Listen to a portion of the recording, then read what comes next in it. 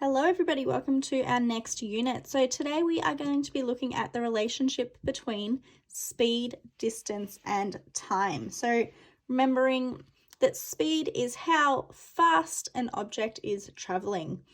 So by the end of this session, hopefully we're going to be able to understand that speed is a rate, okay, relating to distance and time. These are the two units, rather the three units that we are using. Okay, so there is what we call a formula that we use when we are calculating average speed.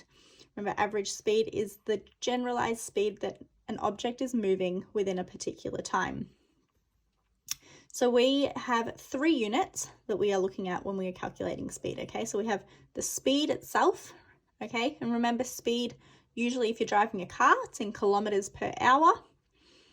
Okay, if you're running a sprint, it's perhaps in meters per second. But to calculate speed, we need to know the distance that we've traveled and the time that it's taken to travel that distance. Okay, so instead of using distance, time, and speed, writing that out the whole time, we use D to represent distance, S to represent speed, and T to represent time. And I like to use this little DST triangle, okay, to remember my formulas. So to calculate distance, we do speed multiplied by time. To calculate speed, we do distance divided by time. Remember, this fraction means divided by. And to calculate time, we do distance divided by speed. Now, the way that it works in relation to this triangle is if we're calculating distance, distance is at the top, so we're going to cover that. Okay, and the two things that are at the bottom are speed and time. So that means we're going to multiply. So we're going to pretend there's a little multiplication sign in between this line over here. If we're calculating speed, we can cover up speed. We've got distance on top of time, so D is going to be divided by T. And if we're calculating time, we cover up T, okay, and that's D over S. Okay, this D is on top of S, which means we're doing D divided by S.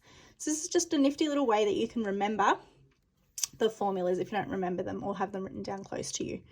The last dot point, again, is just the units. So we measure speed in meters per second. Remember, the dash means per, or kilometers per hour is the one that you've probably seen more of. So we're going to split this session into three parts. So we're going to be able to calculate the speed of an object. We're going to be able to find the distance that an object has moved. And we're going to be able to find the time. And I've just realized that there is a little typo. Time taken for an object to move a particular distance. Okay, so we'll start off with our calculating speed. So remember, the first thing that we need to note is our formula. Our formula is distance divided by time. So if we're given a question, it says find the speed of a cyclist who travels 140 kilometers in 5 hours.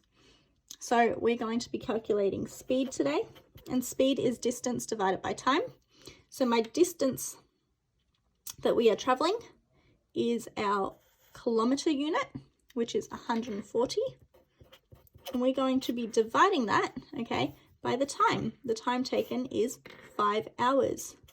So 140 divided by 5 on my calculator is 28. All right, and for the units, we're going to say that we're going 28 kilometers per hour. Okay, so you're taking and substituting the numbers that we have straight into the formula. Let's have a go at another one so we can see what we're doing. Find the speed of a runner who travels 3 kilometers in 15 minutes. I, for one, could not run 3 kilometers in 15 minutes. That is okay. All right, so we're finding the speed. So we're going to know that we have to do S equals distance over time. So we're traveling 3 kilometers in 15 minutes. So kilometers is my distance. So we're going to go 3, and then 15 minutes is my time.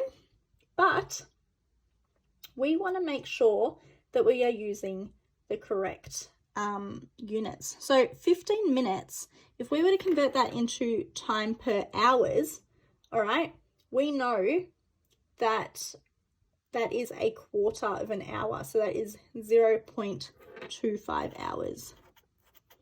Okay, so we want to keep units consistent. So we're going to go divide by 0.25, and that is going to be 12 kilometers per hour if we put that into our calculator. Okay, so speed, we do distance divided by time. The next one, finding the distance traveled. Okay, so this is where we'll probably be told the speed and we'll be told the time. We have to calculate d. So we're using the formula d equals s times t. Okay, speed times time. So find the distance traveled by a truck traveling for 15 hours at a speed of 95 kilometers per hour. So we're finding the distance, which means I'm going to do d equals speed times time. The speed was 95 kilometers per hour. Okay, we times it by the time was 15 hours. So I'm going to go 95 times by 15, which in my calculator is going to be 1425. And because it's distance, and we notice that the speed was in kilometers per hour, is going to be kilometers. Okay, so we just again substitute the numbers that we have straight into the formula. And lucky last, find the time taken. Okay, so to find the time that something takes to happen, we need to divide the distance by the speed. So find the time taken. So straight away I can see that I'm going to go t equals, for a hiker walking at 4 kilometers per hour to travel 15 kilometers. So for time, I need to do d over s. The distance that we've been told is 15. So I'm going to do 15 divided by my speed that I was traveling. Speed was 4 kilometers per hour. 15 divided by 4 is 3.75, okay? Which means it's going to be 3 hours. 0.75 of an hour is 45 minutes. So it's going to be 3 hours and 45 minutes.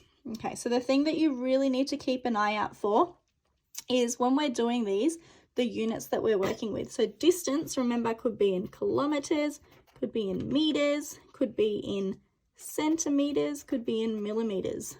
Speed, most of our speed units are kilometers per hour or meters per second.